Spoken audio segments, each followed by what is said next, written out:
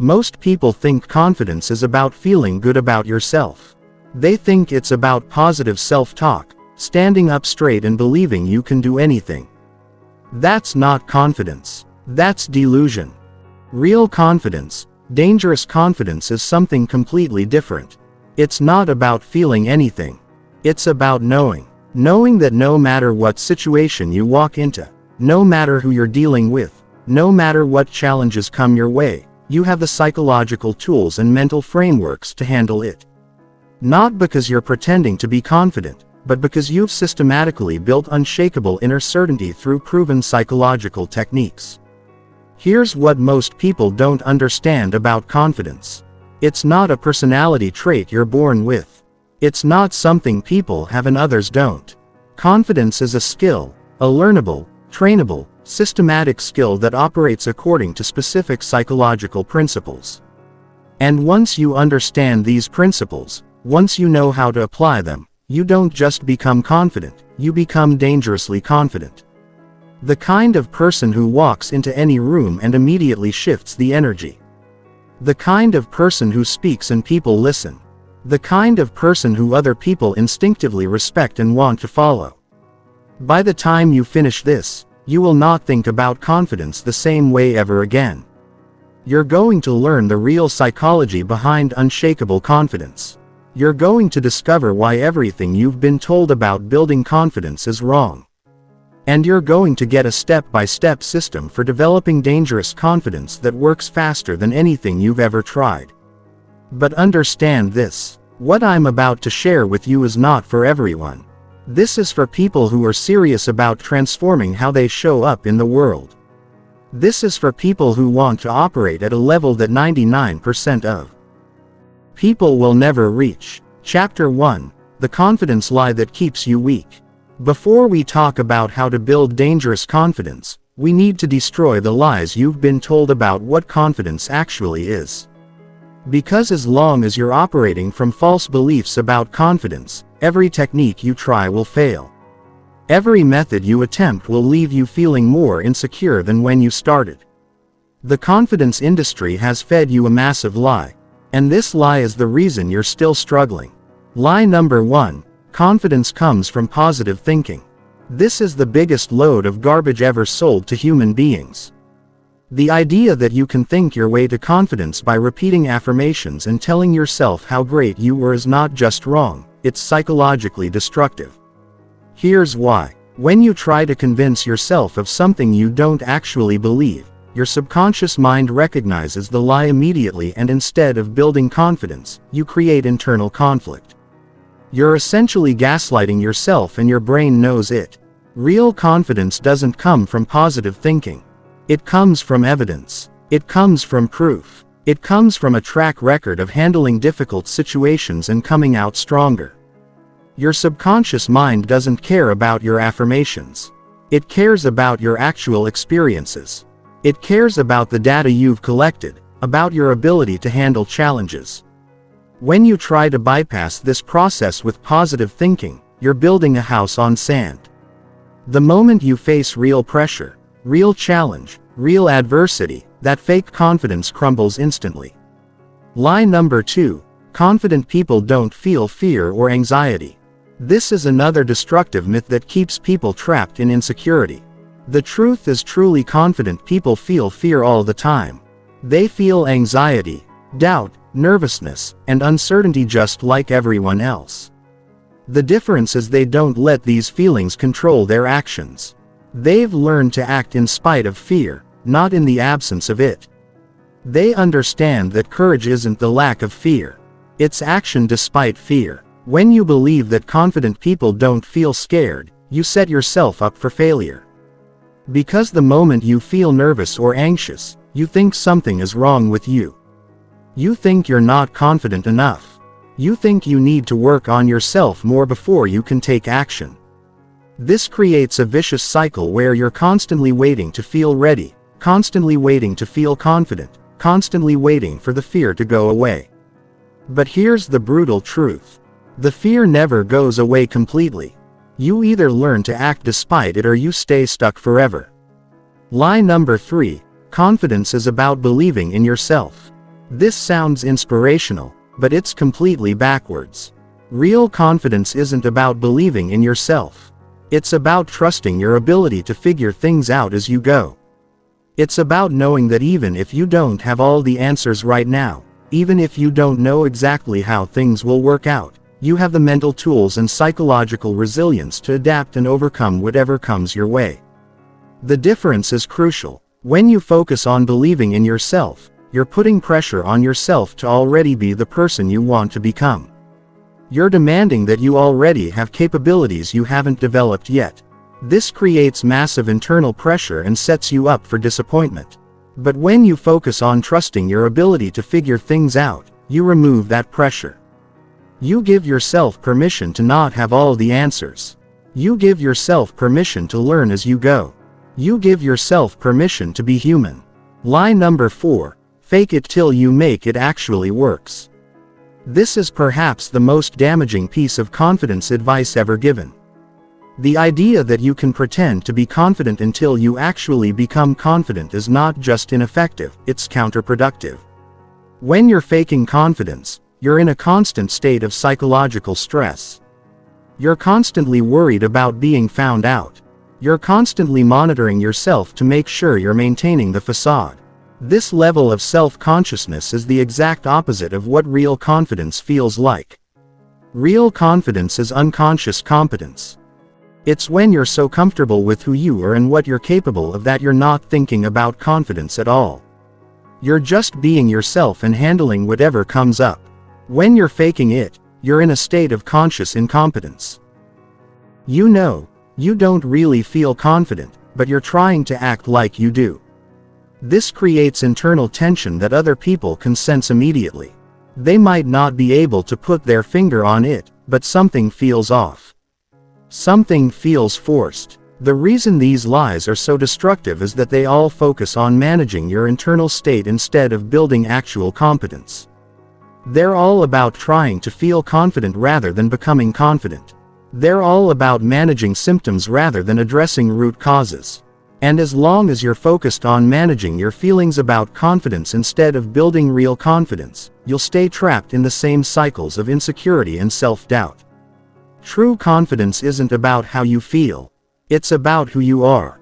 It's about the skills you've developed, the challenges you've overcome, the competencies you've built.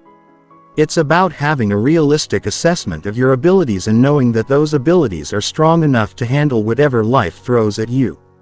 It's not about feeling invincible. It's about being genuinely capable. Chapter 2, The Neuroscience of Dangerous Confidence. To build dangerous confidence, you need to understand exactly how confidence works in your brain. Because confidence isn't just a feeling or a mindset. It's a specific neurological process that follows predictable patterns. And once you understand these patterns, you can deliberately trigger them to create unshakable inner certainty that no external circumstance can touch. Your brain has two primary systems that determine your confidence level: the LBIC system and the prefrontal cortex. The LBIC system is your emotional brain. It's ancient, fast, and powerful. It's designed to keep you alive by detecting threats and triggering fight, flight, or freeze responses. The prefrontal cortex is your rational brain. It's newer, slower, but more sophisticated. It's responsible for complex thinking, planning, and decision-making. Here's what happens when you lack confidence. Your LYIC system perceives social situations, challenging conversations, or unfamiliar environments as threats. It floods your system with stress hormones like cortisol and adrenaline. These hormones shut down your prefrontal cortex and put you into survival mode. In survival mode, you can't think clearly. You can't access your full intelligence. You can't perform at your best. You become reactive instead of responsive. But here's the critical insight. Your LYIC system doesn't distinguish between real threats and imagined threats. It doesn't know the difference between a job interview and a saber-toothed tiger. It responds to both with the same fight or flight response. This is why you can feel terrified in situations that are objectively safe. Your ancient brain is treating a conversation with your boss like a life or death situation. Dangerous confidence happens when you've trained your brain to recognize that most social and professional challenges are not actually threats. When your limbic system stays calm, your prefrontal cortex stays online. When your prefrontal cortex stays online, you can access your full intelligence, creativity, and problem-solving abilities. You can think clearly under pressure. You can communicate effectively in difficult situations. You can make good decisions even when stakes are high. The key to building this kind of confidence is understanding neuroplasticity. Your brain is constantly rewiring itself based on your experiences. Every time you face a challenge and survive it, you're literally building new neural pathways that say this type of situation is manageable. Every time you avoid a challenge or let fear control your actions, you're reinforcing neural pathways that say this type of situation is dangerous. This is why exposure therapy works so well for phobias and anxiety disorders.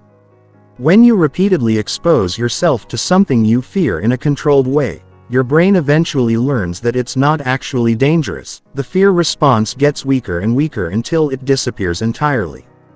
The same principle applies to confidence. Every time you do something that scares you and come out okay, you're building confidence at the neurological level. But here's where most people get it wrong. They think they need to jump straight into the deep end.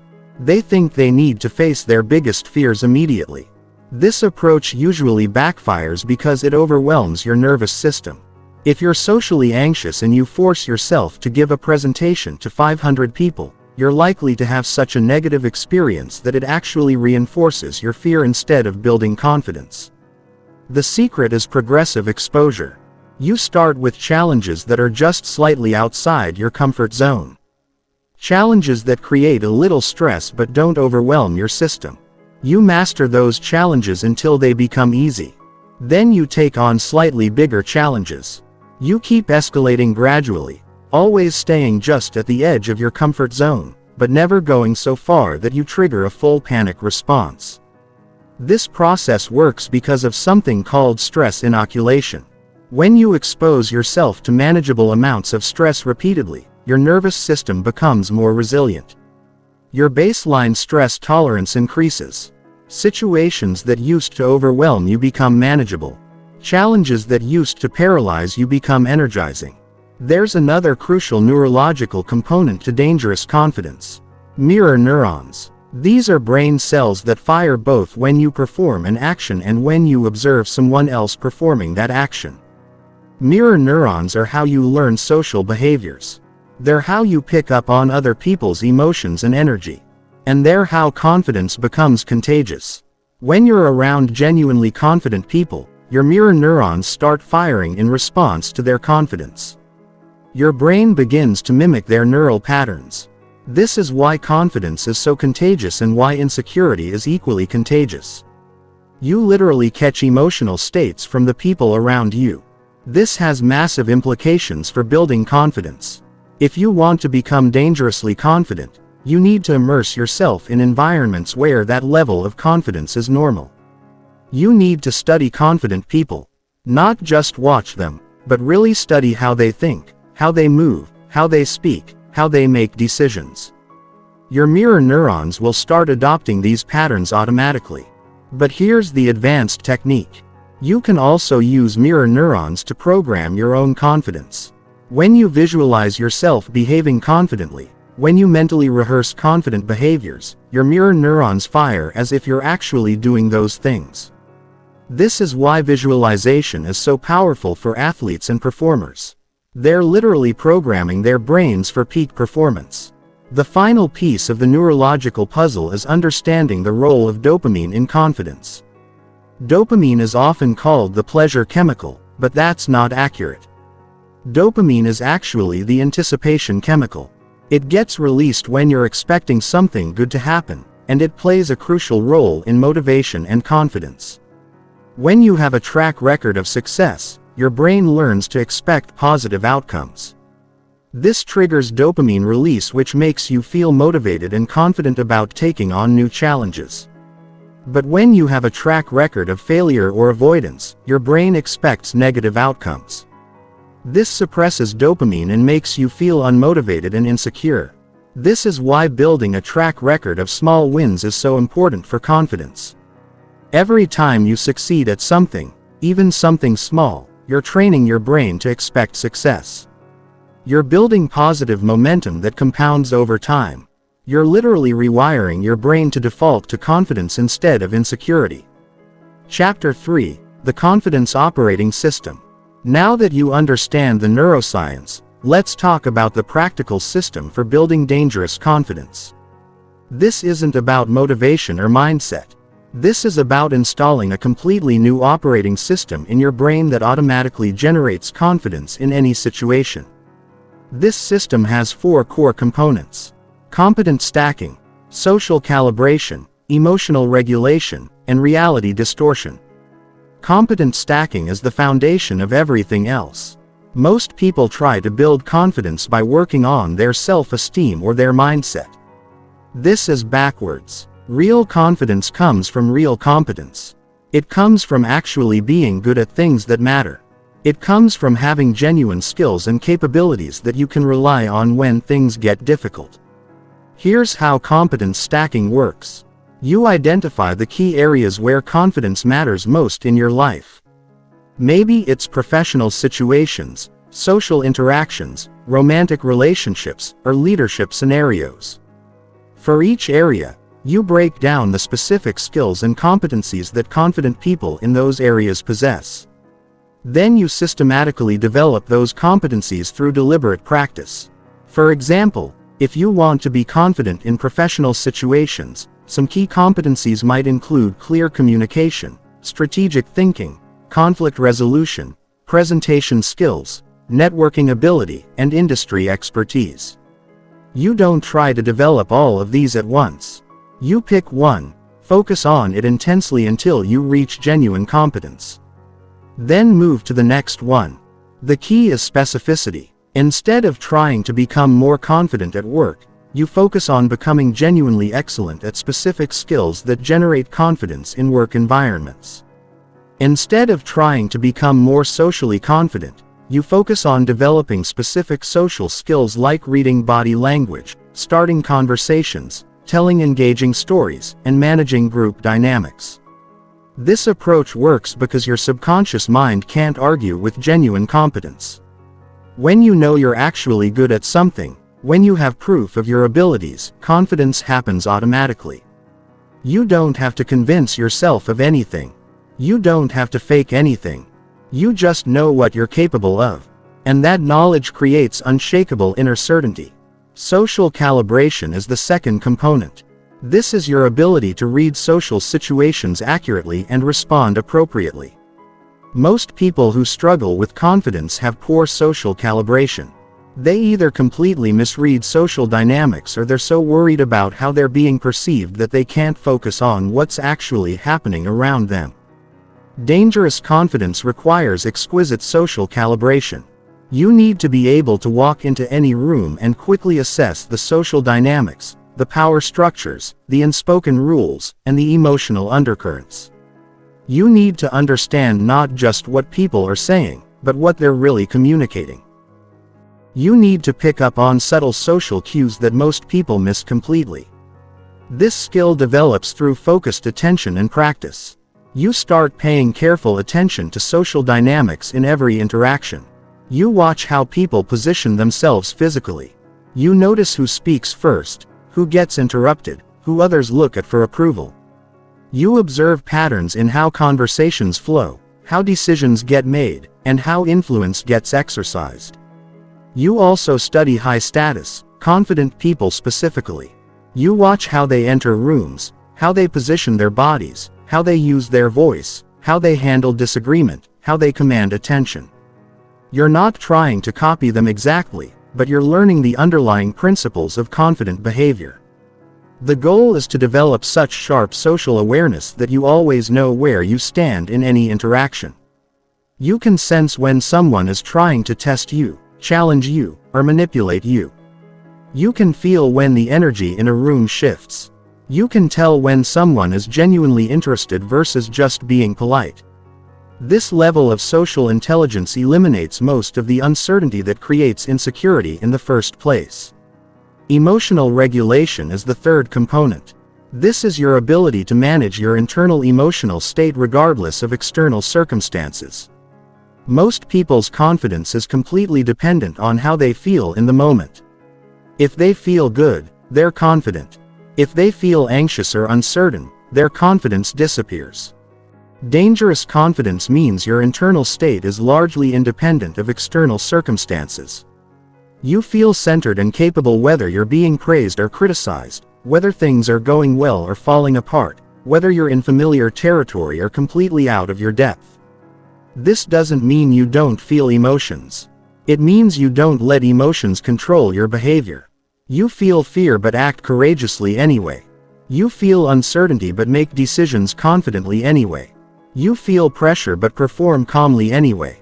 Emotional regulation happens through three primary mechanisms: breath control, cognitive reframing, and exposure conditioning.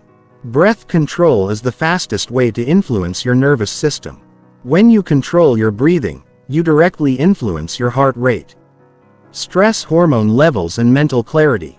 Deep, slow breathing activates your parasympathetic nervous system, which is responsible for the calm, confident state you want to access.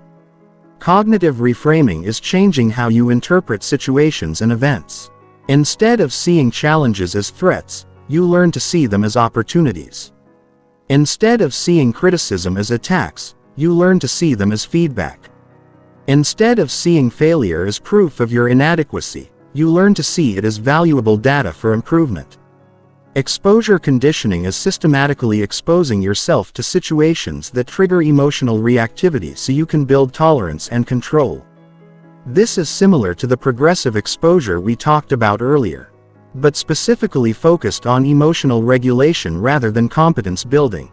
Reality distortion is the fourth and most advanced component. This is your ability to shape other people's perception of you and the situation through your presence, energy, and communication.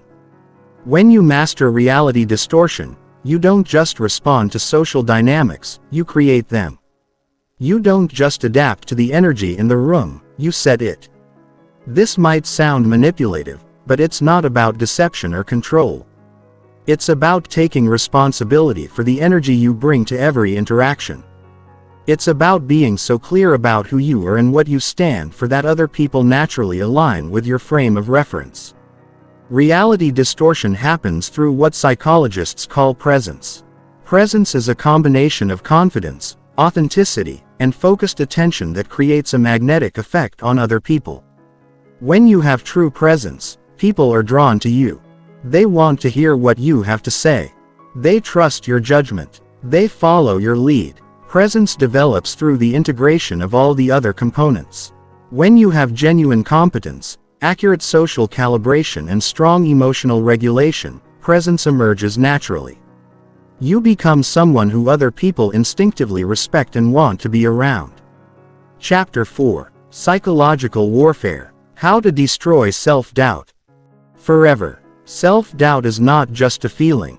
It's a sophisticated psychological warfare system that your own mind uses against you. And until you understand exactly how this system works, until you can recognize its tactics and defend against them, you will never achieve dangerous confidence. Self-doubt operates like a virus in your mental operating system, constantly running background programs that sabotage your success and undermine your capabilities. The first thing you need to understand about self-doubt is that it's not rational. It doesn't operate according to logic or evidence. Self-doubt is an emotional defense mechanism that your brain developed to protect you from rejection, failure, and social exile. In ancient times, being rejected by your tribe meant death. So, your brain evolved sophisticated early warning systems to detect any possibility of social rejection and trigger powerful avoidance behaviors. The problem is that this ancient survival mechanism is completely inappropriate for modern life. Your brain still treats a difficult conversation with your boss like a threat to your survival. It still responds to the possibility of failure like it's a matter of life and death. This is why self-doubt feels so intense and overwhelming. It's not just an inconvenient emotion. It's your survival instincts misfiring in situations that aren't actually dangerous. Self-doubt uses 5 primary weapons against you: catastrophizing, mind readating, fortune-telling, personalization, and all or no thinking. Understanding these weapons is the first step in defending against them. Catastrophizing is when your mind automatically jumps to the worst possible outcome in any situation. You have to give a presentation and your brain immediately starts imagining everything that could go wrong. You'll forget what to say. The technology will malfunction. People will think you're incompetent. You'll lose your job. Your career will be ruined. Your life will fall apart. This kind of thinking is not preparation or planning. It's psychological self-sabotage. When you catastrophize, you're programming your brain to expect disaster. You're creating anxiety and stress that makes disaster more likely to actually happen. You're spending mental energy on problems that don't exist instead of focusing on performing well. Mind readating is when you assume you know what other people are thinking about you. And you always assume they're thinking something negative. You walk into a meeting and someone doesn't make eye contact, so you assume they're angry at you. You tell a joke and someone doesn't laugh, so you assume they think you're stupid. You suggest an idea and someone looks skeptical, so you assume they think you're incompetent. The reality is that you have no idea what other people are thinking. Most of the time, people are usually thinking about their own problems, their own challenges, their own lives. They're not sitting around analyzing your every move and finding you lacking. But self-doubt convinces you that everyone is constantly judging you and finding you deficient. Fortune-telling is when you predict negative outcomes with absolute certainty. Even though you have no way of knowing what will actually happen, you decide not to apply for a promotion because you know you won't get it. You don't ask someone out because you know they'll reject you. You don't start a business because you know it will fail. This kind of thinking is not wisdom or realistic planning. It's self-fulfilling prophecy. When you predict failure with certainty, you either don't try at all or you try half-heartedly. Either way, you guarantee the negative outcome you predicted. Personalization is when you take responsibility for things that have nothing to do with you. Someone is in a bad mood and you assume it's because of something you did. A project doesn't go well, and you blame yourself even though there were multiple factors involved. A conversation feels awkward and you decide it's because you're socially incompetent. This kind of thinking gives you a false sense of control by making you the center of everything that goes wrong. But it also creates enormous psychological pressure and unnecessary guilt. Most of what happens around you has nothing to do with you. People have their own lives, their own problems, their own moods that exist completely independently of your actions.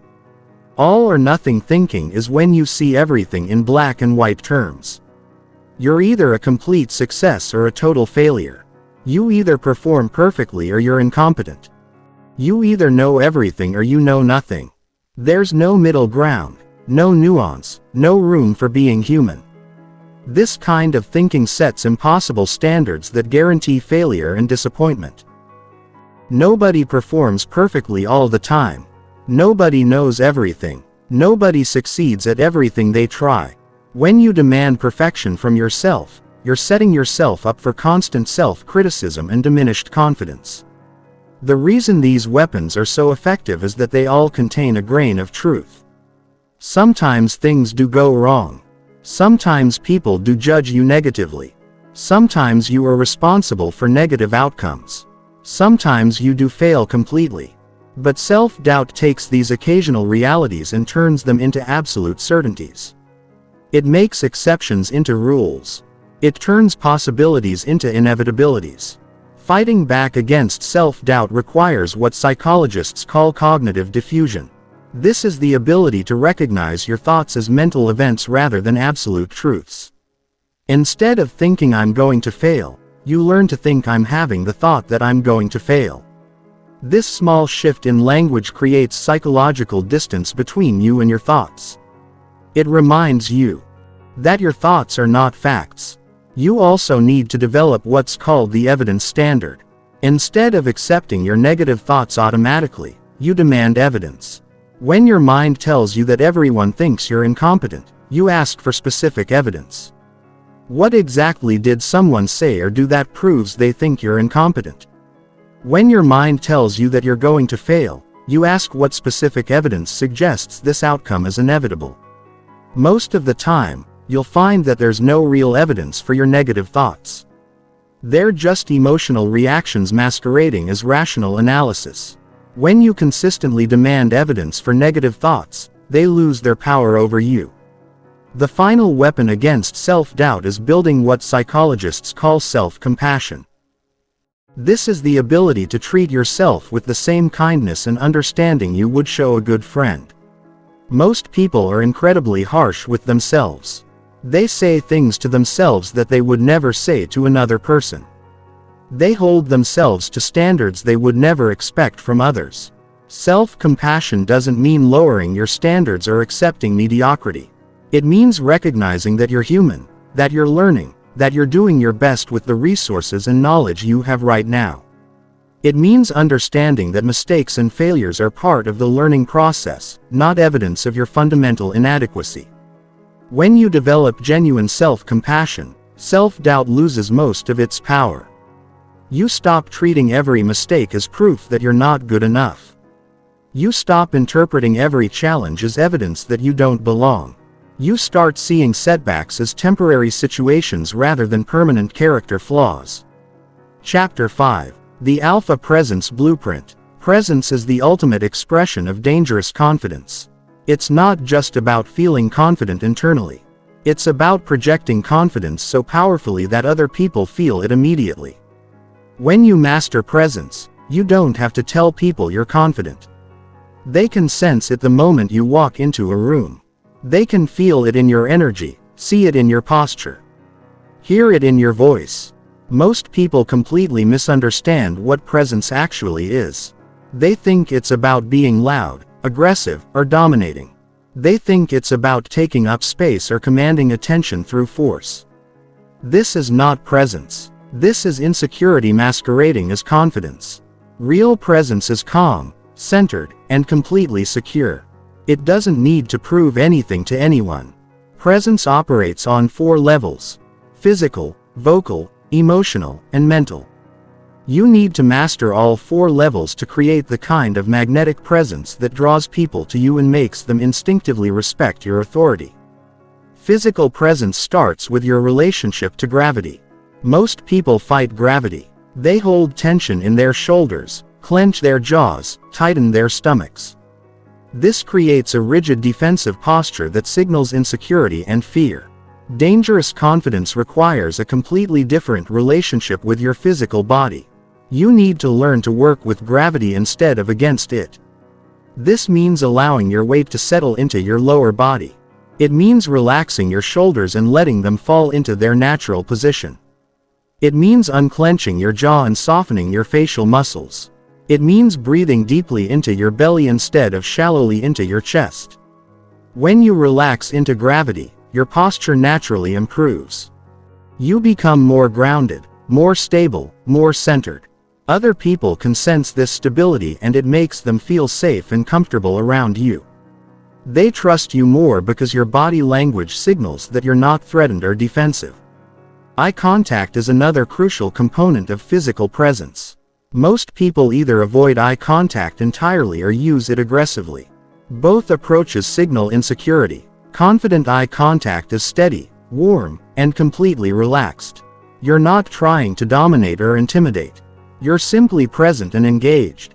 The key to confident eye contact is understanding that it's not about staring at people. It's about being genuinely interested in them. When you're focused on understanding someone, when you're really listening to what they're saying, eye contact happens naturally. You're not thinking about whether you're making too much or too little eye contact. You're just connected to the interaction. Movement is the third element of physical presence. Confident people move deliberately and economically. They don't fidget, pace, or make unnecessary gestures. Every movement has purpose and intention. This doesn't mean being rigid or robotic. It means being conscious of how you move through space. Confident movement is also smooth and fluid. There's no jerkiness, no sudden movements, no nervous energy. You move like someone who is completely comfortable in their own body. This kind of movement takes practice.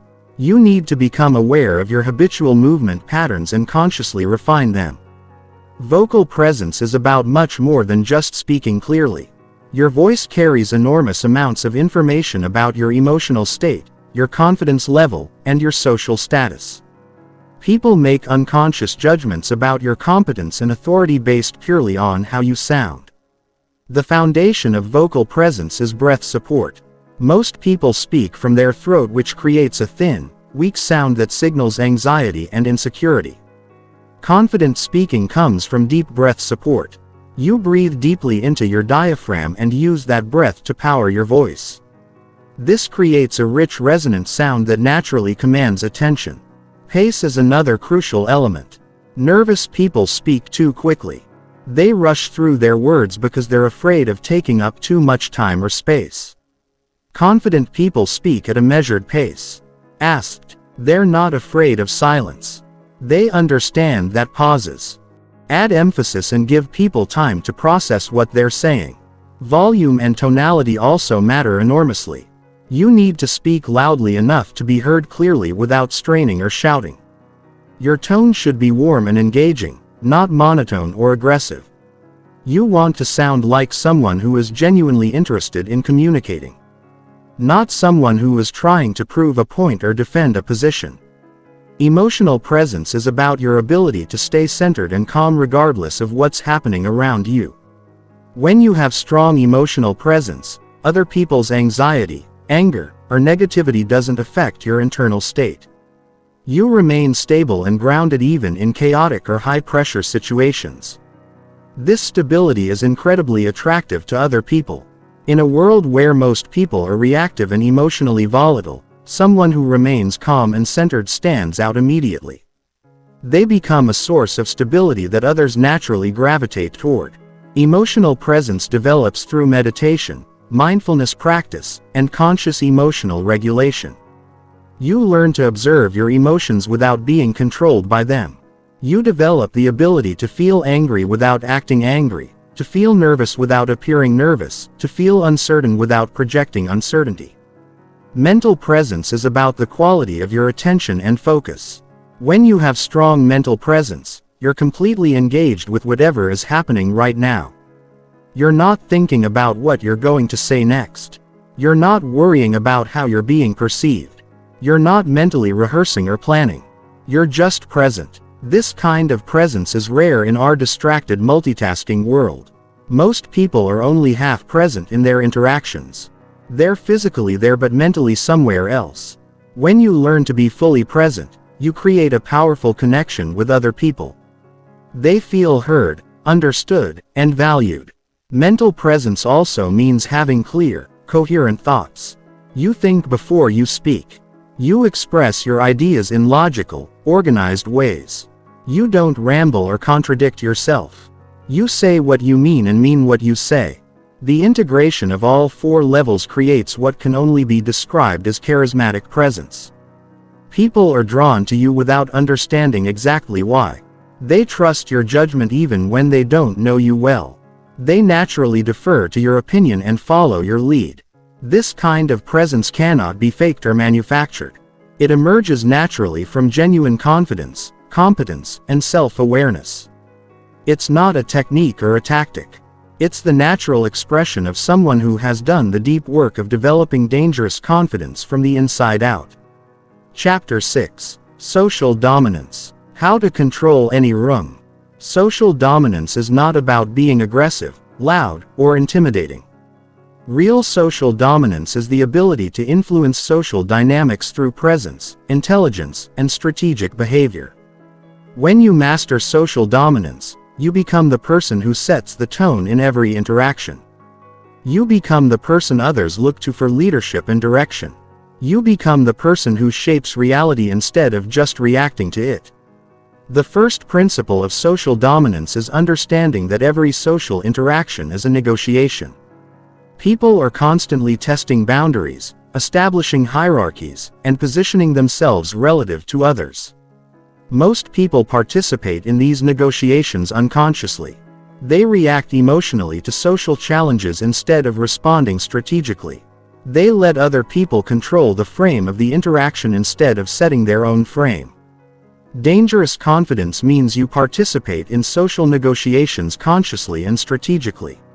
You understand the games being played and you play them better than anyone else. You don't get offended or defensive when someone tests you.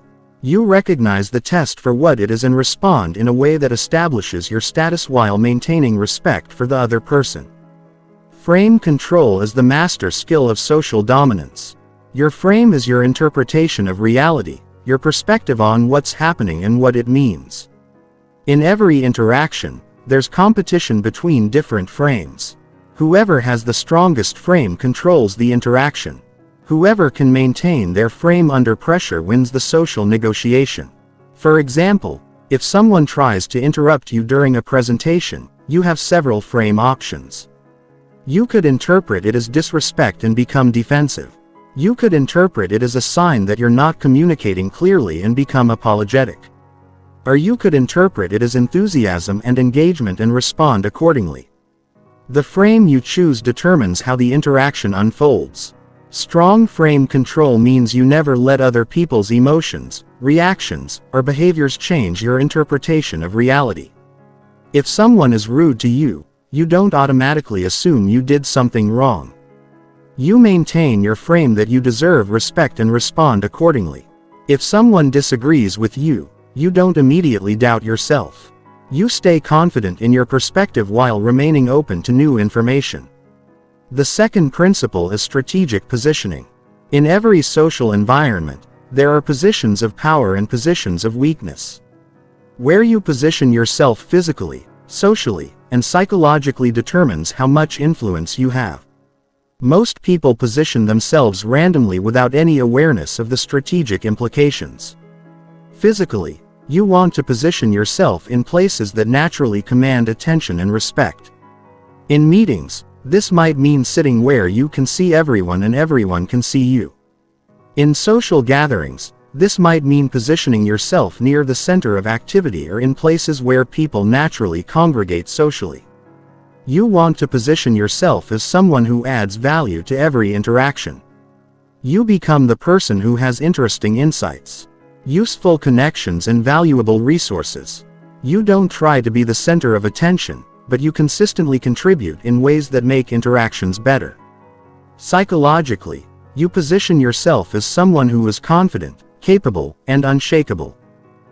You don't need approval from others, but you're genuinely interested in them. You don't need to be right about everything, but you're confident in your ability to figure things out.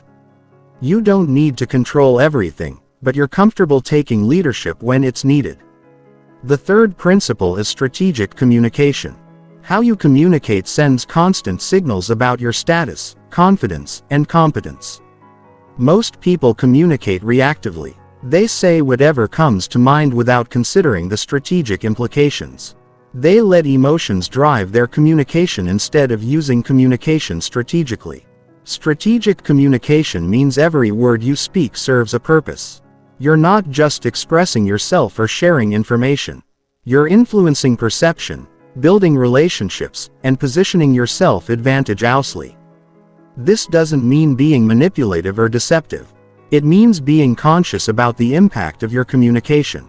Tonality is crucial. The same words can convey completely different messages depending on how they're delivered. A confident tone conveys authority and competence. An uncertain tone conveys insecurity and weakness. A defensive tone conveys fear and vulnerability. You need to develop conscious control over your tonality so you can convey exactly the message you intend. Timing is equally important. Knowing when to speak and when to remain silent is a master-level skill. Sometimes the most powerful response to a challenge is no response at all. Sometimes the best way to maintain frame control is to let other people reveal their insecurity through their reactions. The fourth principle is emotional independence. Social dominance requires complete emotional independence from other people's reactions, opinions, and behaviors. Your internal state cannot be dependent on external validation or approval. You must be genuinely unaffected by criticism, rejection, or negative reactions. This doesn't mean being cold or disconnected. It means being so secure in yourself that other people's emotions and reactions don't destabilize you. You can care about people without being controlled by their moods. You can be empathetic without absorbing their anxiety or anger.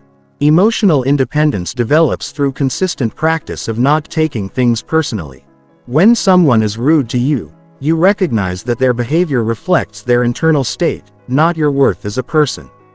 When someone rejects your ideas, you understand that rejection is information, not a personal attack. The ultimate expression of social dominance is the ability to elevate everyone around you while maintaining your position of influence. You don't dominate through suppression or intimidation. You dominate through inspiration and leadership. You make other people feel better about themselves while naturally becoming the person they look to for guidance and direction. Chapter 7. Bulletproof Psychology. How to handle any attack. In life, you will face criticism, rejection, attacks, and attempts to undermine your confidence. How you handle these challenges determines whether you develop bulletproof psychology or remain vulnerable to other people's negativity. Most people have no defense against psychological attacks. They take everything personally, let criticism destroy their confidence, and allow other people's opinions to control their self-worth. Dangerous confidence requires developing psychological armor that protects you from external attacks while keeping you open to legitimate feedback and growth opportunities. This armor is not about becoming cold, defensive, or closed off. It's about developing such strong inner certainty that external negativity cannot penetrate your core sense of self. The first component of bulletproof psychology is understanding the psychology of attackers. People who attack others are almost always operating from their own insecurity, fear, or pain. Confident, secure people don't need to tear others down. They don't need to criticize, demean, or undermine. They're too busy building their own success to waste energy attacking others. When someone attacks you, they're revealing something about themselves, not about you. They might be threatened by your confidence or success. They might be projecting their own insecurities onto you. They might be having a bad day and taking it out on the nearest target. Understanding this doesn't mean excusing bad behavior, but it does mean not taking it as evidence of your inadequacy. Criticism comes in two forms: constructive feedback and destructive attacks. Constructive feedback is specific, actionable, and delivered with good intentions. It's designed to help you improve. Destructive attacks are vague, personal, and delivered with malicious intent. They're designed to hurt you or tear you down. Learning to distinguish between these two types of criticism is crucial for bulletproof psychology. When you receive constructive feedback, you listen carefully, extract whatever value you can, and use it to improve. When you face destructive attacks, you recognize them for what they are and refuse to let them affect your self-worth. The second component is developing what psychologists call cognitive immunity. This is your ability to evaluate information objectively instead of accepting it automatically. Most people have no cognitive immunity. They believe whatever they hear about themselves, especially if it's negative. They internalize criticism without questioning its validity or source. Cognitive immunity means subjecting all external input to rigorous evaluation. When someone criticizes you, you ask yourself, is this person qualified to judge this aspect of my life? Do they have my best interests at heart? Is their criticism specific and actionable or vague and destructive? Is there evidence to support their claims or are they making unfounded assertions? This evaluation process protects you from internalizing false or unfair criticism while remaining open to legitimate feedback. You develop the ability to take what's useful and discard what's harmful. You become like a sophisticated filter system that only allows valuable information to reach your core sense of self. The third component is emotional detachment from outcomes. Bulletproof psychology requires accepting that you cannot control other people's reactions, opinions, or behaviors. You can only control your own actions and responses. When you become emotionally attached to specific outcomes, you make yourself vulnerable to disappointment and manipulation. This doesn't mean not caring about results or becoming apathetic. It means caring deeply about your effort and performance while remaining detached from specific outcomes. You give everything your best effort, then accept whatever results without letting them define your self-worth. Emotional detachment also means not needing approval from specific people or groups. You can appreciate approval when you receive it, but your confidence doesn't depend on getting it. You can be disappointed by rejection without being destroyed by it. You maintain your sense of self regardless of external validation or criticism. The fourth component is reframing adversity as strength training. Every attack, criticism, or challenge is an opportunity to strengthen your psychological resilience. Just like physical muscles grow stronger when subjected to resistance, your psychological muscles grow stronger when subjected to adversity. When someone tries to tear you down, you use it as practice for maintaining your composure under pressure. When someone rejects your ideas, you use it as practice for handling disappointment gracefully. When someone questions your competence, you use it as motivation to develop even greater competence. This reframing transforms challenges from threats into opportunities. Instead of avoiding difficult situations or people, you seek them out as training opportunities. You welcome resistance because you know it's making you stronger and more resilient. The fifth component is developing multiple sources of self-worth. Most people derive their confidence from one or two sources: their job, their relationship, their appearance, or their achievements. This makes them extremely vulnerable because any threat to these sources threatens their entire sense of self. Bulletproof psychology requires diversifying your sources of self-worth. You derive confidence from your character, your values, your relationships, your skills, your contributions, your growth, and your potential. If one area faces challenges, you have multiple other sources to maintain your confidence. This diversification also includes developing internal sources of validation rather than relying entirely on external approval. You learn to acknowledge your own progress, celebrate your own victories, and appreciate your own efforts. You become your own source of positive reinforcement instead of depending on others to make you feel good about yourself. The final component is building what military psychologists call stress inoculation. This is deliberately exposing yourself to manageable levels of stress, criticism, and adversity. So you build tolerance and resilience. If you only operate in comfortable, supportive environments, you remain vulnerable to any unexpected challenges.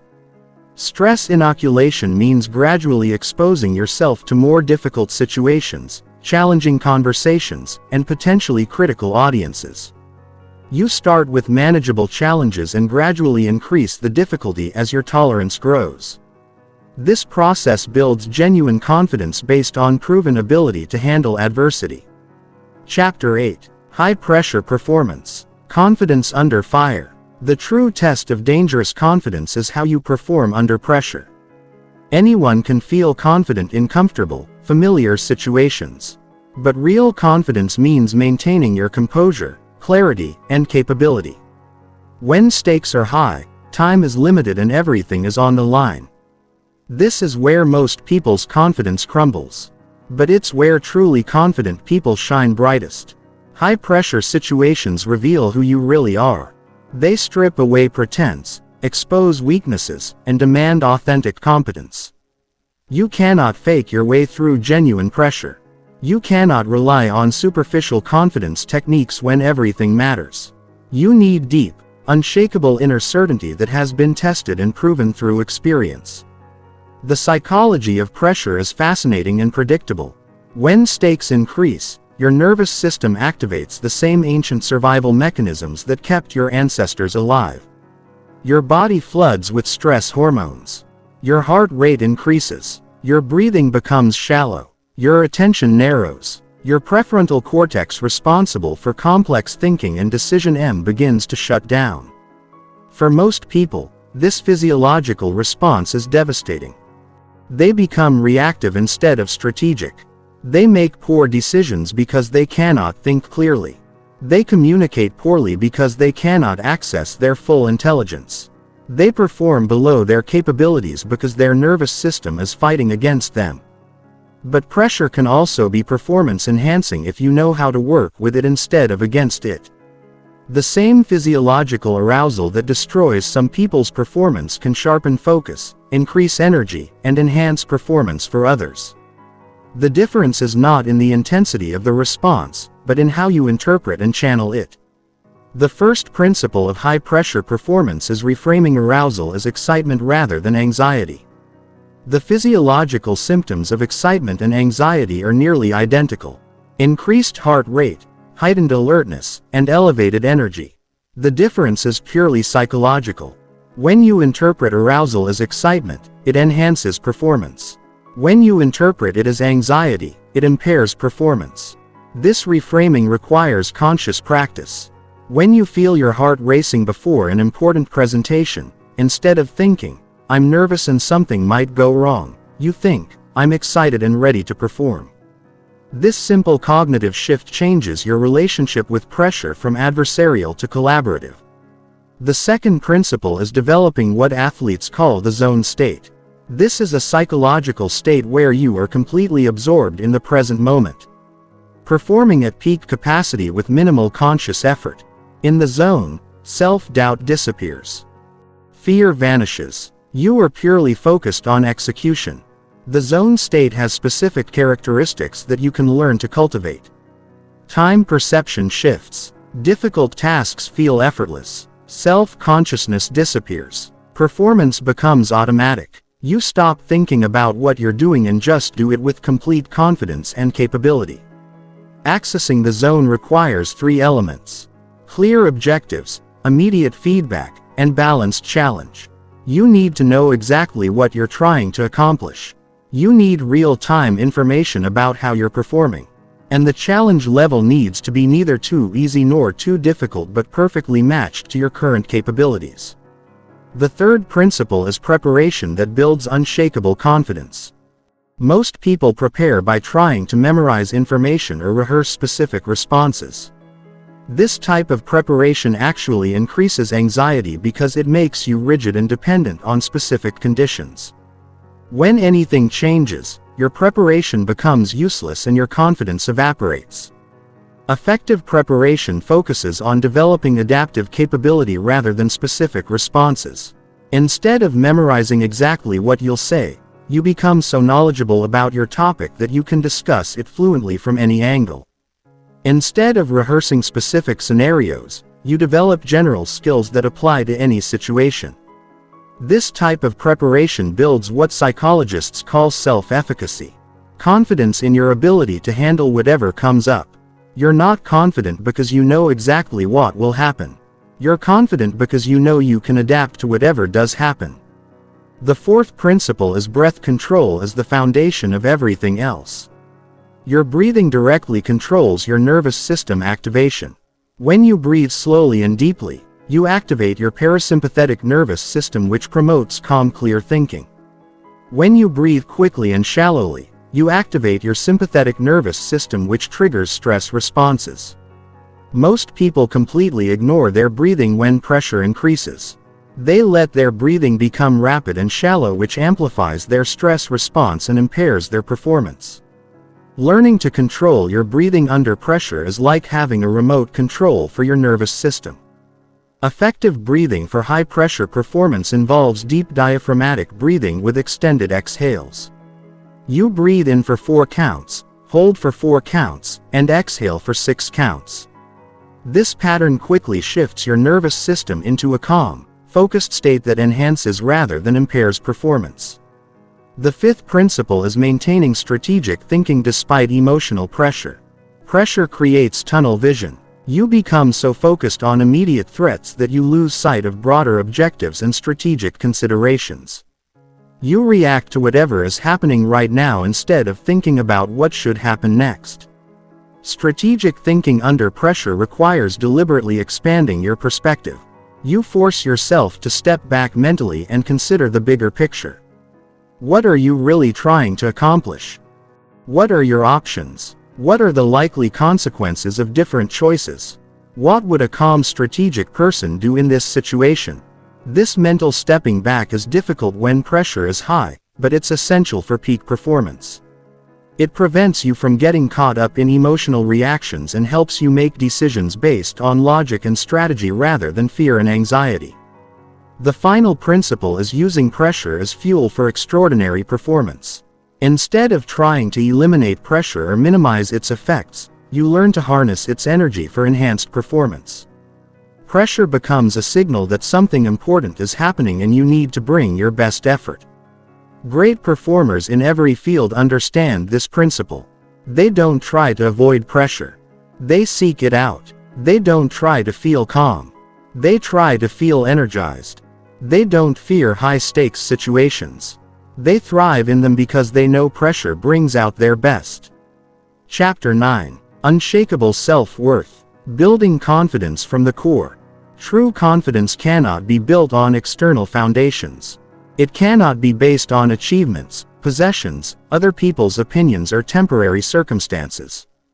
All of these things can change or disappear. And when they do, so does any confidence built upon them. Dangerous confidence requires unshakable self-worth that comes from your core identity rather than external circumstances. Most people build their confidence like a house of cards. They stack achievement on top of achievement. Approval on top of approval, success on top of success, hoping to eventually feel good enough. But this approach is fundamentally flawed because it makes your confidence dependent on maintaining perfect performance and constant external validation. The moment anything goes wrong, the entire structure collapses. Unshakable self-worth is built on a completely different foundation. It's based on your inherent value as a human being rather than your performance or achievements. It's rooted in your character, values, and potential rather than your current circumstances. It's grounded in who you are rather than what you do. This doesn't mean achievements and performance don't matter. They absolutely do. But they should enhance your confidence, not define it. Your self-worth should remain stable whether you're succeeding or struggling, whether you're being praised or criticized, whether you're winning or losing. The first pillar of unshakable self-worth is separating your identity from your results. You are not your achievements. You are not your failures. You are not your job title, your bank account, your relationship status, or your social media following. These are all external circumstances that can change. Your core identity is something deeper and more permanent. This separation requires developing what psychologists call outcome independence. You can care deeply about your results, while not deriving your self-worth from them. You can be disappointed by failure without questioning your fundamental value. You can be proud of success without becoming dependent on it for confidence. Outcome independence develops through conscious practice of evaluating yourself based on effort and process rather than just results. Did you prepare thoroughly? Did you give your best effort? Did you act according to your values? Did you learn something valuable? These process-focused questions help you maintain confidence even when results are disappointing.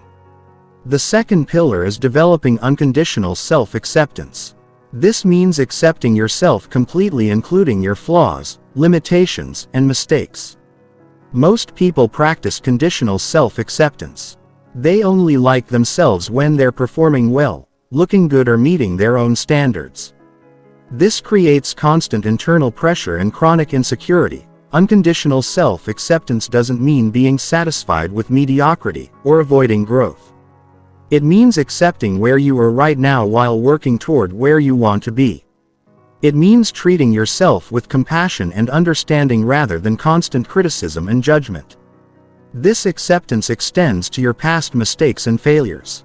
Instead of carrying guilt and shame about previous errors, you view them as learning experiences that contributed to your current wisdom and capabilities. You cannot change the past, but you can change how you interpret and use it. The third pillar is clarifying and living according to your core values. Values are the principles and beliefs that guide your decisions and behavior. When you live according to your values, you feel aligned and authentic. When you violate your values, you feel conflicted and insecure. Regardless of external circumstances, most people have never clearly identified their core values.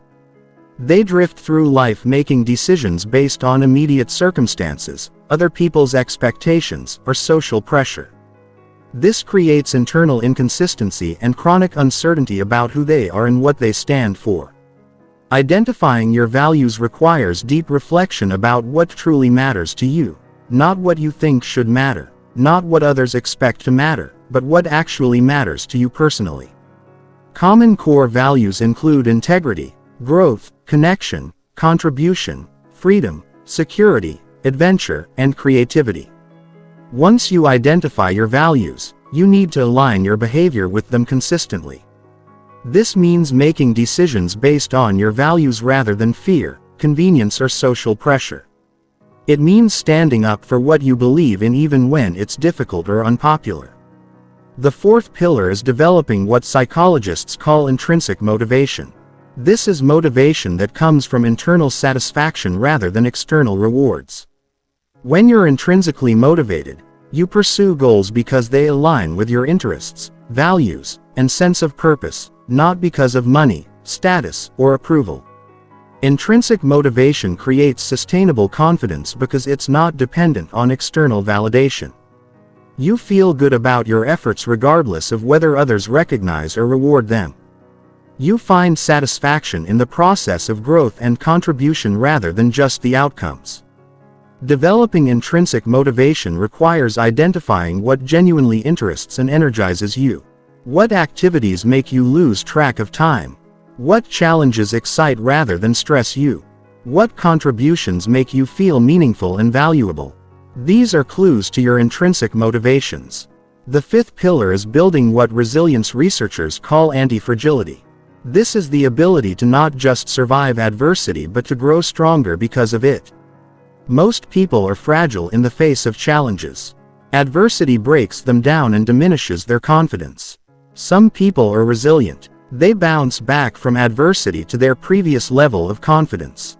But anti-fragile people actually benefit from adversity. Challenges make them stronger, more capable, and more confident. They don't just recover from setbacks. They use setbacks as opportunities for growth and development. Anti-fragility develops through deliberately seeking challenges that stretch your capabilities and force you to grow. Instead of avoiding difficult situations, you embrace them as opportunities to build strength and resilience. Instead of viewing failure as evidence of inadequacy, you view it as valuable feedback and learning opportunity. The final pillar is developing what spiritual traditions call presence or mindfulness. This is the ability to be fully engaged with the present moment rather than lost in thoughts about the past or future. When you're truly present, self-doubt disappears because self-doubt always involves thoughts about past failures or future disasters. Presence also connects you with your authentic self beneath all the social roles, expectations, and conditioning. In moments of true presence, you access a deep sense of being that is inherently confident and capable. This presence-based confidence is unshakable because it's not based on anything that can be taken away. Chapter 10. Mental Bulletproofing. Building Unbreakable Psychology. The final stage of developing dangerous confidence is mental bulletproofing. This is the process of building psychological resilience so strong that nothing can break your spirit, shake your confidence, or derail your progress. Mental bulletproofing goes beyond just handling challenges well. It means becoming the type of person who actually thrives under pressure and grows stronger through adversity. Mental bulletproofing is not about becoming emotionally numb or disconnected. It's about developing such strong psychological foundations that you can feel emotions fully while never being controlled by them. You can experience disappointment without becoming discouraged. You can feel fear without becoming paralyzed. You can face uncertainty without becoming anxious. The first element of mental bulletproofing is developing what psychologists call psychological flexibility. This is your ability to adapt your thinking and behavior to changing circumstances while maintaining your core identity and values. Most people are psychologically rigid. They have fixed ways of thinking and behaving that work in some situations but fail in others. Psychological flexibility means having multiple strategies for any situation. If one approach doesn't work, you can quickly shift to another without losing confidence or becoming frustrated. You view challenges as puzzles to solve rather than threats to survive. You maintain curiosity and creativity even under pressure. This flexibility develops through deliberately exposing yourself to diverse experiences and perspectives. You seek out situations that challenge your assumptions and force you to think differently. You actively learn from people who have different backgrounds, beliefs, and approaches than you do. The second element is building what military psychologists call stress tolerance. This is your capacity to maintain peak performance under increasingly difficult conditions. Most people have very low stress tolerance. Small pressures throw them off balance and impair their thinking and decision. Stress tolerance builds through progressive exposure to increasingly challenging situations. You start with manageable stress and gradually increase the intensity as your capacity grows. This is similar to physical fitness training where you progressively increase weight or difficulty to build strength and endurance. The key is staying just at the edge of your current capacity without overwhelming your system. If you take on too much stress too quickly, you can actually decrease your tolerance and create trauma. But if you consistently challenge yourself at the right level, your stress tolerance expands dramatically. The third element is developing what philosophers call existential confidence. This is confidence in your ability to create meaning and purpose regardless of external circumstances. Most people derive their sense of meaning from external sources. Their job, their relationships, their achievements, their social status. Existential confidence means you can find meaning and purpose even when external circumstances are difficult or uncertain. You understand that meaning is something you create rather than something you find. You take responsibility for your own sense of purpose rather than depending on others to provide it. This type of confidence is particularly important during major life transitions, setbacks or periods of uncertainty when external sources of meaning disappear or change. You maintain your sense of direction and purpose because it comes from within rather than from circumstances. The fourth element is building what positive psychologists call learned optimism. This is the ability to maintain hope and positive expectations even in the face of setbacks and challenges. Learned optimism is not naive positivity or denial of reality. It's a realistic but hopeful perspective that focuses on possibilities and solutions rather than problems and limitations. Learned optimism involves developing specific thinking patterns that support resilience and confidence. When bad things happen, you view them as temporary rather than permanent, specific rather than global, and external rather than personal. When good things happen, you view them as permanent, global, and personal. These thinking patterns aren't just feel-good techniques. They're based on decades of research showing that optimistic thinking patterns lead to better performance, better health, better relationships, and greater resilience in the face of adversity. The fifth element is developing what spiritual traditions call equanimity. This is the ability to remain calm and centered regardless of whether circumstances are pleasant or unpleasant, successful or challenging, praised or criticized. Equanimity doesn't mean being indifferent or disconnected. It means being fully engaged while remaining emotionally balanced. Equanimity develops through meditation, mindfulness practice, and conscious observation of your emotional reactions. You learn to witness your emotions without being overwhelmed by them. You develop the ability to step back mentally and observe your experience from a broader perspective. This emotional balance is crucial for dangerous confidence because it prevents you from being thrown off course by temporary circumstances. You can appreciate success without becoming attached to it. You can learn from failure without being devastated by it. You maintain your center regardless of what's happening around you. The final element is what can only be described as philosophical confidence. This is confidence in your fundamental approach to life, your core values and beliefs, and your overall life direction. Philosophical confidence means you have clear answers to life's big questions. What matters most to you? How do you define success? What kind of person do you want to be? When you have philosophical confidence, you don't get thrown off course by other people's opinions, social trends, or temporary setbacks. You have a clear internal compass that guides your decisions and behavior. You know who you are and what you stand for. And this knowledge provides unshakable confidence in any situation. Building philosophical confidence requires deep reflection about your beliefs, values, and life direction. It means taking responsibility for creating your own philosophy of life rather than just accepting what others have told you. It means being willing to question everything and arrive at your own conclusions about what matters most. The integration of all these elements creates what can only be described as unbreakable psychology. You become someone who cannot be intimidated, manipulated, or discouraged. You become someone who thrives under pressure and grows stronger through challenge. You become someone with truly dangerous confidence. Chapter 11. Advanced Social Engineering. Reading and Controlling Human Behavior. The highest level of dangerous confidence involves understanding human psychology so deeply that you can predict and influence behavior with surgical precision. This isn't about manipulation or deception. This is about developing such sophisticated social intelligence that you can navigate any interpersonal situation with complete confidence and effectiveness. You become someone who understands the hidden rules of human interaction that most people never even notice. Human behavior follows predictable patterns. People are driven by fundamental psychological needs that remain consistent across cultures, personalities, and circumstances. Once you understand these patterns, you can read people like open books. You can predict how they'll react in different situations. You can influence their responses by strategically triggering the right psychological mechanisms. The first fundamental need is the need for significance. Every human being wants to feel important, valued, and respected.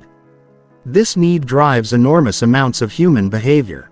People will go to extraordinary lengths to feel significant, even if it means acting against their own best interests.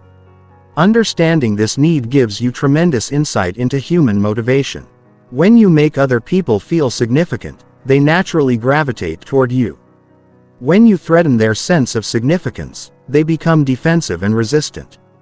This is why traditional dominance strategies often backfire. When you try to establish your superiority by making others feel inferior, you trigger their defensive mechanisms and create conflict. Advanced social engineering involves making others feel significant while simultaneously establishing your own authority and competence. You acknowledge their expertise in certain areas while demonstrating your expertise in others. You show respect for their opinions while maintaining confidence in your own perspectives. You create win-win dynamics where everyone feels valued. The second fundamental need is the need for certainty. Humans are terrified of uncertainty and ambiguity. We need to feel like we understand what's happening and what's going to happen next. This need for certainty makes people predictable in specific ways. When facing uncertainty, people default to familiar patterns. Look for authority figures to follow and gravitate toward anyone who projects confidence and clarity. You can leverage this need by becoming a source of certainty for others. When everyone else is confused or uncertain, you remain calm and clear. When others are overwhelmed by complexity, you simplify and clarify. When others are paralyzed by too many options, you provide clear direction and leadership. This doesn't mean pretending to know things you don't know. It means being genuinely confident in your ability to figure things out as you go. It means projecting calm certainty about your capacity to handle whatever comes up, even if you don't know exactly what that will be. The third fundamental need is the need for connection. Humans are social creatures who need to feel understood, accepted, and valued by others. This need drives most social behavior and creates predictable patterns you can learn to recognize and influence. People connect most strongly with others who demonstrate genuine understanding and acceptance. This happens through what psychologists call mirroring and matching. When you subtly match someone's communication style, energy level, and emotional state, they feel understood at a subconscious level. They experience you as being similar to them, which triggers natural bonding mechanisms. Advanced mirroring goes beyond just copying someone's body language or speaking patterns. It involves understanding their underlying values, motivations, and worldview.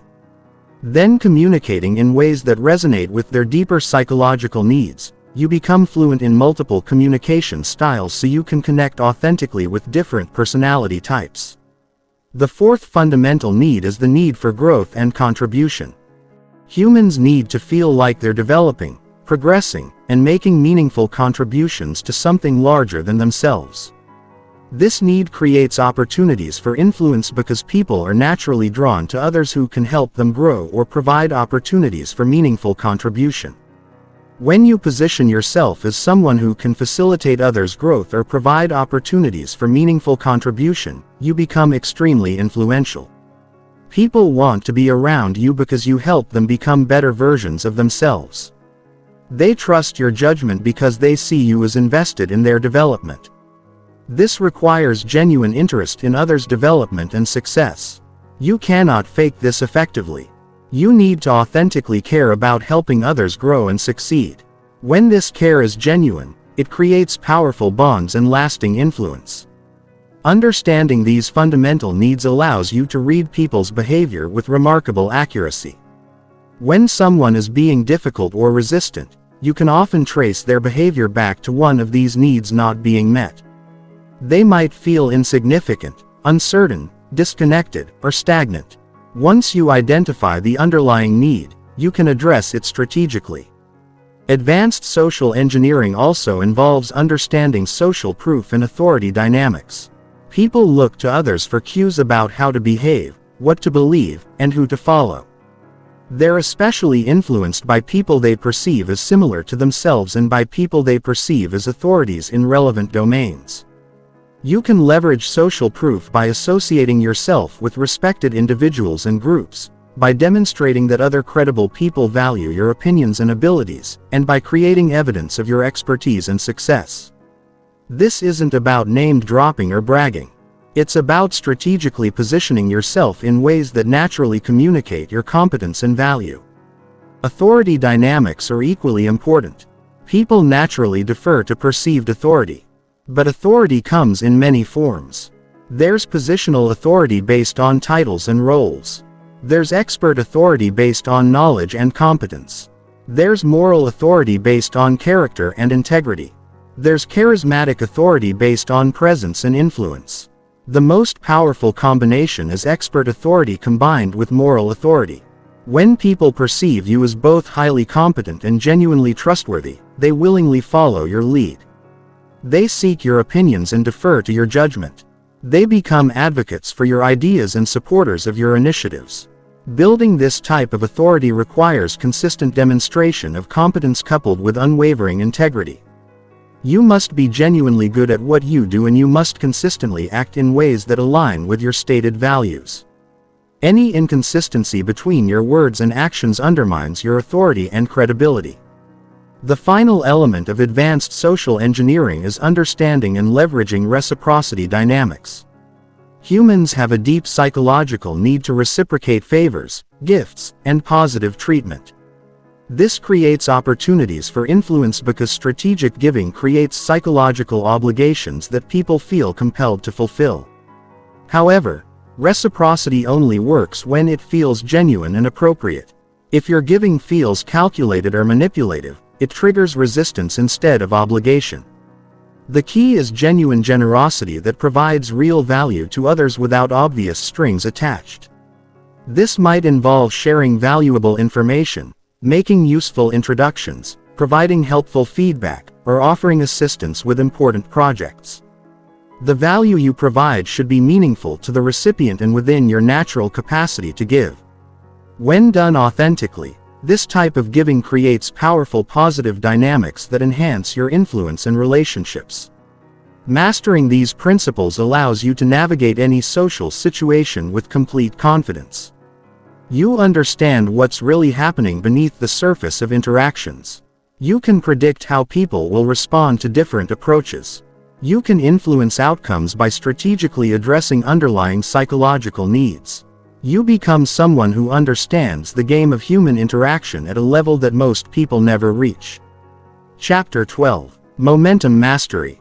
Building unstoppable forward progress. Dangerous confidence is not just about feeling confident in isolated moments. It's about building unstoppable momentum that carries you forward regardless of obstacles, setbacks, or external circumstances. Momentum is the difference between people who achieve extraordinary things and people who remain stuck in cycles of starting and stopping. Once you master momentum, success becomes inevitable because you develop the ability to maintain forward progress under any conditions. Most people completely misunderstand momentum. They think it's about motivation, inspiration, or feeling energized. They wait for the right mood, the perfect circumstances, or the ideal moment to take action. This approach guarantees failure because motivation is temporary and circumstances are never perfect. Real momentum is built on systems, habits, and psychological frameworks that function independently of how you feel or what's happening around you. The foundation of momentum mastery is understanding the psychology of consistency. Your brain is a pattern recognition machine that's constantly looking for evidence about who you are and what you're capable of. Every action you take is either reinforcing positive patterns or negative patterns. Every choice you make is either building momentum or destroying it. When you consistently take positive actions, your brain begins to see you as someone who follows through, who keeps commitments, who achieves goals. This creates a positive identity that makes future positive actions easier and more automatic. Your brain starts expecting success because success becomes your normal pattern. Conversely, when you consistently break commitments to yourself, procrastinate or give up when things get difficult, your brain sees you as unreliable and incapable. This creates a negative identity that makes future positive actions harder and less likely. Your brain starts expecting failure because failure becomes your normal pattern. The key insight is that momentum is built through small consistent actions rather than occasional large efforts. Most people try to build momentum through dramatic gestures, starting intense workout routines, launching ambitious projects, or making radical life changes. These approaches usually fail because they're unsustainable and they set you up for dramatic failures that damage your confidence. Real momentum builds through what researchers call marginal gains. These are small improvements and consistent actions that compound over time to create extraordinary results. You don't need to make dramatic changes. You need to make small sustainable changes that you can maintain consistently over months and years.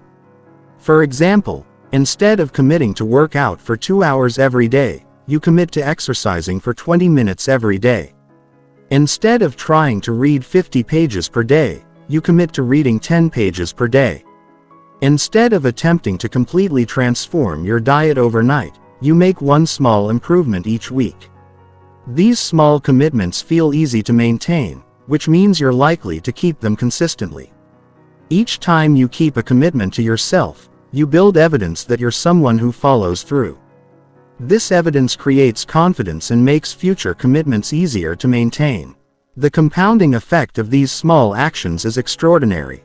Reading 10 pages per day equals 3,650 pages per year, which is roughly 12 to 15 books. Exercising 20 minutes per day equals over 120 hours of exercise per year. Making one small dietary improvement per week equals 52 improvements over the course of a year. But the real power of this approach is psychological. Each small success builds confidence and momentum. You begin to see yourself as someone who achieves goals. You develop trust in your ability to follow through on commitments. You build what psychologists call self-efficacy, confidence in your ability to execute plans and achieve desired outcomes. The second principle of momentum mastery is creating what systems theorists call positive feedback loops. These are self-reinforcing cycles where positive actions create positive results which motivate more positive actions which create even better results. Once you establish positive feedback loops, momentum becomes self-sustaining. For example, if you commit to learning something new every day, you become more knowledgeable, which makes you more confident, which makes you more willing to take on challenges, which creates more learning opportunities, which makes you even more knowledgeable. The cycle feeds on itself and accelerates over time. Building positive feedback loops requires identifying activities that create multiple benefits simultaneously. Exercise improves physical health, mental clarity, emotional resilience, and self-confidence. Reading improves knowledge, thinking skills, vocabulary, and perspective. Networking improves relationships, opportunities, influence, and social skills. When you focus on activities that create multiple benefits, you get exponential returns on your time and energy investment. Each action you take improves multiple areas of your life simultaneously, which creates rapid progress and strong momentum. The third principle is developing what military strategists call operational momentum. This is the ability to maintain forward progress even when individual battles are lost or specific tactics fail. Instead of being derailed by setbacks, you adapt quickly and continue moving toward your objectives. Operational momentum requires separating your identity from specific outcomes. You're not trying to be perfect or to succeed at everything. You're trying to maintain consistent forward progress over time. Some days will be better than others. Some strategies will work better than others. Some projects will succeed while others fail. None of this matters as long as your overall trajectory remains positive. This perspective allows you to be resilient in the face of temporary setbacks. When something doesn't work out, you extract whatever lessons you can, adjust your approach, and keep moving forward. You don't waste time and energy dwelling on failures or questioning your overall direction. You maintain focus on the next action you can take to move closer to your goals. The fourth principle is energy management rather than time management. Most people try to build momentum by managing their time more efficiently. They create detailed schedules, use productivity apps, and try to squeeze more activities into each day. This approach often backfires because it focuses on quantity rather than quality of effort. Momentum mastery requires understanding that energy, not time, is your most valuable resource. You have different types of energy: physical, mental, emotional, and creative. Each type follows predictable patterns and can be optimized through specific strategies. Physical energy comes from sleep, nutrition, exercise, and stress management. Mental energy comes from focused work, learning, and intellectual challenges. Emotional energy comes from positive relationships, meaningful activities, and alignment with your values. Creative energy comes from novelty, inspiration, and unstructured thinking time. Building momentum requires optimizing all forms of energy and aligning your most important activities with your peak energy periods. Instead of trying to work constantly, you work strategically. When you have the right type of energy for specific tasks, the fifth principle is creating environmental momentum. Your environment has enormous influence on your behavior and energy levels. When your environment supports positive actions, momentum builds naturally. When your environment creates friction or promotes negative behaviors, momentum becomes extremely difficult to maintain. Environmental momentum involves designing your physical and social environments to make positive behaviors easier and negative behaviors harder. This might mean organizing your workspace to minimize distractions, surrounding yourself with people who support your goals, or removing temptations that undermine your progress. You also need to create what behavioral economists call choice architecture. This involves structuring your decisions so that positive choices become the default option. Instead of relying on willpower to make good choices, you make good choices automatic through smart environmental design. The final principle is celebrating progress rather than just achievement. Most people only acknowledge success when they reach major milestones or final goals. This approach undermines momentum because it provides very little positive reinforcement for the daily actions that create long-term success. Momentum mastery requires celebrating small wins and recognizing progress at every level. Each time you keep a commitment to yourself, you acknowledge it.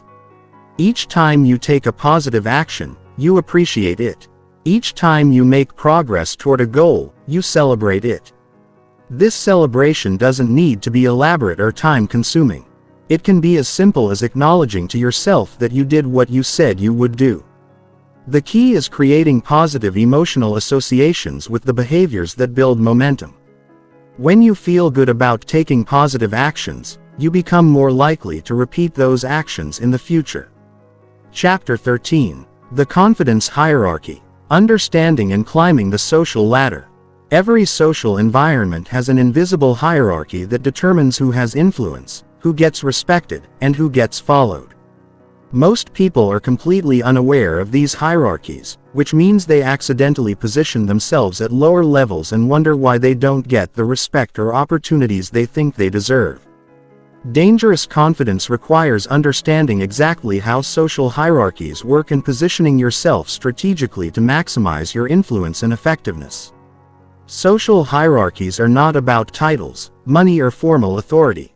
Although these factors can play a role, real social hierarchies are based on perceived value, competence, and confidence. The people at the top of any hierarchy are there because others perceive them as valuable, capable, and deserving of respect. Understanding what creates these perceptions allows you to position yourself strategically.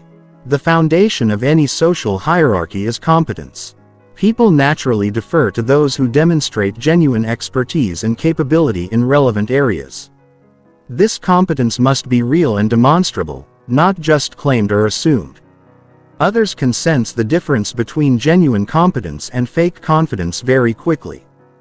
Building competence requires focused development of skills and knowledge that matter in your specific context. If you're in a business environment, this might mean developing expertise in strategy, leadership, communication, or technical skills. If you're in a social environment, this might mean developing emotional intelligence, conversation skills, or cultural knowledge. The key is developing competence that others can observe and verify. You need to demonstrate your capabilities through your actions, decisions, and results rather than just talking about them. People judge competence based on what they see you do, not what they hear you say. However, competence alone is not enough to achieve high status in social hierarchies. Many highly competent people remain at lower levels because they failed to communicate their competence effectively or because they lack other essential qualities that create influence and respect. The second level of the hierarchy is confidence. This is not arrogance or self-promotion, but genuine inner certainty about your abilities and value. Confident people are comfortable taking responsibility, making decisions, and standing behind their choices. They don't need constant validation or approval from others. Confidence is communicated through body language, voice tone, decision-making speed, and willingness to take calculated risks. Confident people speak with authority, maintain strong eye contact, and move with purpose. They don't hedge their statements with uncertainty, or constantly seek approval for their opinions. Building authentic confidence requires the competence foundation we discussed combined with experience successfully handling challenges and pressure. You cannot fake this type of confidence because it emerges from genuine capability and proven performance under difficult conditions. The third level is social intelligence. This is the ability to read social dynamics, understand what others need and want, and navigate interpersonal relationships skillfully. Socially intelligent people understand unspoken rules, pick up on subtle cues, and know how to make others feel valued and understood. Social intelligence involves understanding different personality types and communication styles. You learn to adapt your approach based on who you're dealing with and what the situation requires. You become skilled at building rapport, managing conflict, and facilitating productive interactions. This level of the hierarchy is often where technical experts get stuck. They have competence and confidence in their domain of expertise, but they lack the social skills necessary to influence others and build strong relationships. Developing social intelligence is crucial for moving to higher levels of any hierarchy. The fourth level is leadership ability. This is the capacity to inspire others, create shared vision and coordinate group efforts toward common goals. Leadership is not about having formal authority or being in charge.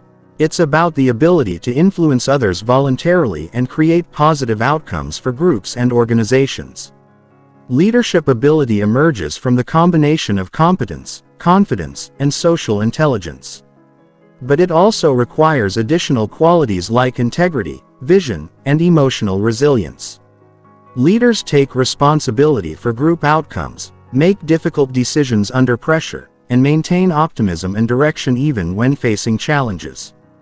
People naturally follow those who demonstrate genuine leadership ability because they trust these individuals to make good decisions and create positive outcomes. Leadership positions you at high levels of social hierarchies because others voluntarily defer to your judgment and direction.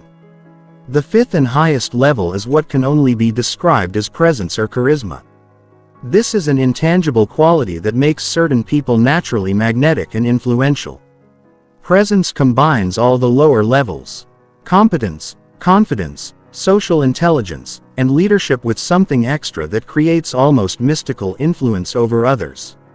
People with true presence don't just command respect. They inspire devotion. Others are naturally drawn to them and want to be around them. They have the ability to shift the energy in any room and influence the emotional state of groups through their mere presence. Presence cannot be manufactured or faked, but it can be developed through the integration of all other levels combined with deep personal development work. It emerges from authentic self-knowledge, clear purpose, and genuine care for others' well-being and development. Understanding these levels allows you to assess your current position in various hierarchies and identify what you need to develop to move higher. Most people try to skip levels or focus on the wrong areas for their current stage of development. For example, someone with limited competence who tries to project confidence will be quickly exposed as a fraud. Someone with competence and confidence who lacks social intelligence will struggle to build the relationships necessary for leadership roles. Someone with all the technical qualifications who lacks presence will find themselves passed over for the highest levels of influence and authority. The strategic approach is to systematically develop each level while building on the foundations of previous levels. You start with genuine competence in areas that matter to your goals and context. You build authentic confidence through proven performance and capability. You develop social intelligence through focused study and practice of interpersonal skills. You cultivate leadership ability by taking responsibility for group outcomes and practicing influence and coordination skills. Finally, you develop presence through deep personal development work that integrates all these capabilities with authentic self-knowledge and genuine care for others. Moving up social hierarchies also requires understanding and respecting the unwritten rules of each level. Each level has different expectations, responsibilities, and codes of conduct. What works at lower levels may be inappropriate or counterproductive at higher levels. For example, at lower levels of competence, it's appropriate to ask many questions and seek guidance frequently. At higher levels of competence, you're expected to provide guidance and answers rather than constantly seeking them. At lower levels of confidence, it's acceptable to be uncertain and tentative. At higher levels, others expect decisiveness and clear direction. Understanding these transitions allows you to adjust your behavior appropriately. As you move to higher levels, you gradually take on more responsibility, provide more leadership, and become a source of stability and direction for others rather than someone who needs guidance and support. The ultimate goal is not just to climb hierarchies for personal benefit, but to use your position to create positive outcomes for others and contribute meaningfully to the groups and organizations you're part of. True confidence and influence come from using your capabilities in service of purposes larger than yourself. Chapter 14. Fear. Alchemy. Transforming terror into unstoppable power. Fear is not your enemy. Fear is raw energy that can either paralyze you or propel you to extraordinary performance. The difference between people who achieve dangerous confidence and those who remain trapped in insecurity is not the absence of fear but the ability to transform fear into fuel for exceptional performance. This transformation process, which I call fear alchemy, is perhaps the most powerful skill you can develop for building unshakable confidence.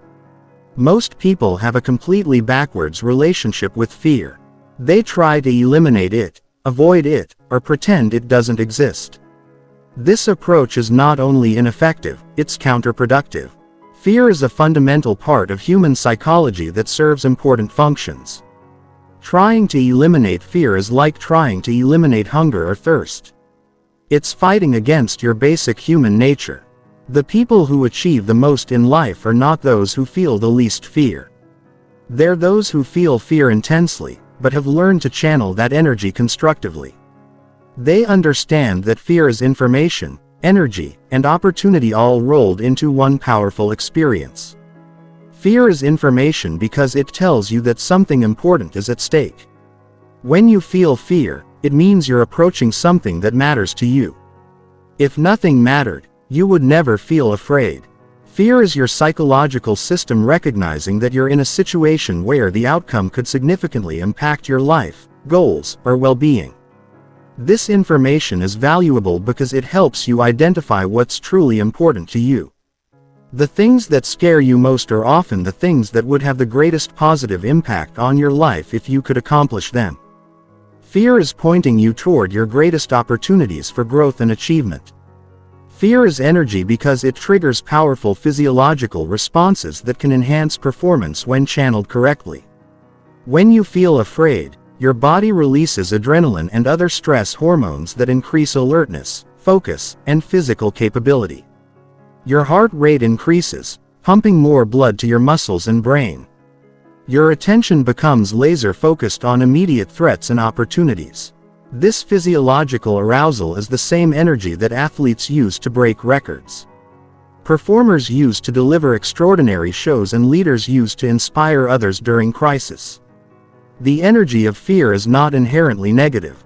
It becomes negative only when you interpret it as evidence that you should stop, retreat, or avoid the situation entirely.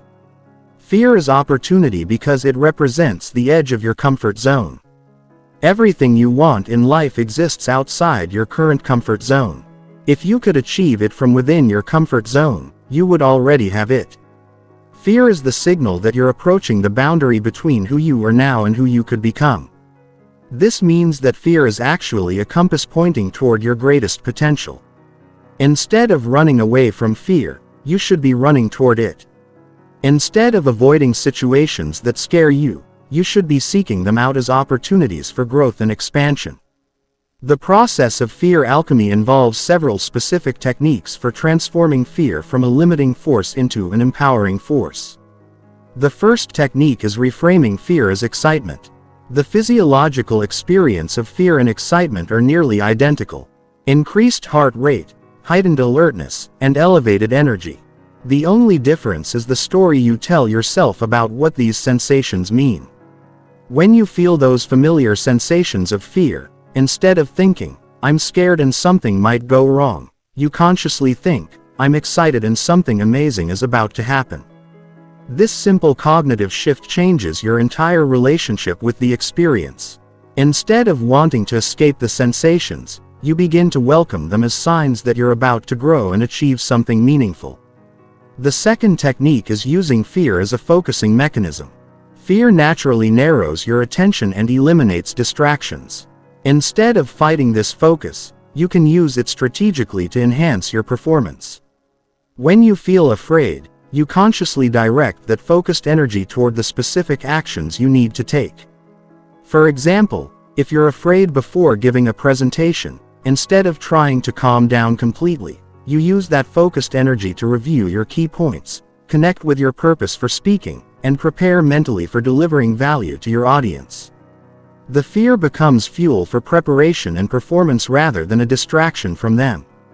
The third technique is progressive exposure to build fear tolerance. Just like building physical strength requires progressive resistance training. Building psychological strength requires progressive exposure to challenging situations. You systematically expose yourself to situations that create manageable levels of fear, building your tolerance and confidence gradually. This process works because each successful encounter with fear proves to your nervous system that the situation is manageable. Your brain learns that you can handle challenging situations and come out stronger. This builds genuine confidence based on proven capability rather than positive thinking or self-deception. The key is starting with situations that create mild to moderate fear rather than jumping into the deep end. If you're socially anxious, you might start by making eye contact with strangers, then progress to small talk, then to starting conversations, then to speaking in small groups, and eventually to public speaking. Each level builds confidence for the next level. The fourth technique is developing what psychologists call stress inoculation. This involves deliberately putting yourself in challenging situations when the stakes are relatively low so you build resilience for when stakes are high. It's like getting a vaccination against psychological overwhelm. For example, you might practice difficult conversations with friends before having them with your boss. You might practice presenting to small supportive groups before presenting to large critical audiences. You might practice taking calculated risks with small amounts of money before making larger financial decisions. This preparation builds confidence because when you face high-stakes situations, you've already proven to yourself that you can handle similar challenges. Your brain has evidence that you can perform under pressure, which reduces anxiety and increases confidence. The fifth technique is using fear as motivation for preparation. When you feel afraid of an upcoming challenge, instead of letting that fear paralyze you, you use it as energy for thorough preparation. Fear becomes your signal to start preparing more intensively. This preparation is not just about learning information or practicing skills. It's about mentally rehearsing success, visualizing positive outcomes, and building confidence through imaginary experience. Athletes use this technique extensively, mentally practicing their performance over and over until success feels familiar and automatic. The sixth technique is developing what military personnel call controlled aggression. This is the ability to channel fear energy into focused, determined action. Instead of letting fear make you passive or hesitant, you use it to become more decisive and action-oriented. Controlled aggression is not about being hostile or violent. It's about being assertive, direct, and unwavering in pursuit of your objectives. When you feel fear, you lean into it rather than backing away. You take more action, not less. You become more committed to your goals, not less committed. The final technique is finding purpose beyond yourself. Fear is most powerful when you're focused primarily on yourself, your safety, your comfort, your image, your success. When you connect with purposes larger than yourself, fear loses much of its power because you're no longer the center of the equation. When you're fighting for something you believe in, protecting people you care about, or contributing to causes that matter to you, fear becomes secondary to mission. You're willing to face fear because something more important than your comfort is at stake. This doesn't mean becoming reckless or ignoring legitimate dangers. It means developing the courage to act despite fear when action serves purposes larger than your immediate comfort and safety. This type of purpose-driven courage is the foundation of dangerous confidence because it makes you willing to face any challenge in service of what truly matters to you. Mastering fear, alchemy transforms your entire relationship with challenge and opportunity. Instead of avoiding difficult situations, you seek them out as opportunities for growth. Instead of being paralyzed by uncertainty, you're energized by possibility. Instead of being limited by fear, you're propelled by it toward extraordinary achievement and unshakable confidence. Chapter 15: The Complete Transformation. Becoming unrecognizably confident. Everything we've covered in this comprehensive system leads to this moment. Your complete transformation from who you are now into someone with dangerous confidence. This transformation is not gradual or subtle. When you fully implement these principles and techniques, you will become unrecognizably different from your previous self. People who knew you before will struggle to believe the change. You will look in the mirror and see a completely different person looking back. This transformation happens on multiple levels simultaneously: psychological, behavioral, social, and even physical. Your thought patterns change. Your decision-making process changes. Your relationships change. Your career trajectory changes. Your entire life reorganizes around your new level of confidence and capability. The psychological transformation is the deepest and most fundamental. Your internal dialogue shifts from self-doubt to self-assurance. Instead of constantly questioning whether you're good enough, smart enough, or capable enough, you develop unshakable inner certainty about your ability to handle whatever life presents. This doesn't mean believing you can do anything, but knowing you can figure out anything. Your relationship with failure changes completely. Instead of seeing failure as evidence of your inadequacy, you see it as valuable feedback and learning opportunity. You become anti-fragile, actually growing stronger through adversity rather than being diminished by it. Setbacks become setup for comebacks because you know how to extract value from every experience. Your relationship with other people's opinions changes dramatically. You shift from needing approval to appreciating it when it comes, but not depending on it for your self-worth. You become genuinely indifferent to criticism from people whose opinions don't matter while remaining open to feedback from credible sources who can help you improve. The behavioral transformation is equally dramatic. You begin taking actions that your previous self would have found impossible. You speak up in meetings where you once remained silent. You pursue opportunities you once thought were beyond your reach. You have difficult conversations you once avoided. You take calculated risks you once considered too dangerous. Your communication style changes fundamentally. You speak with authority rather than uncertainty. You express your opinions clearly rather than hedging and qualifying everything you say.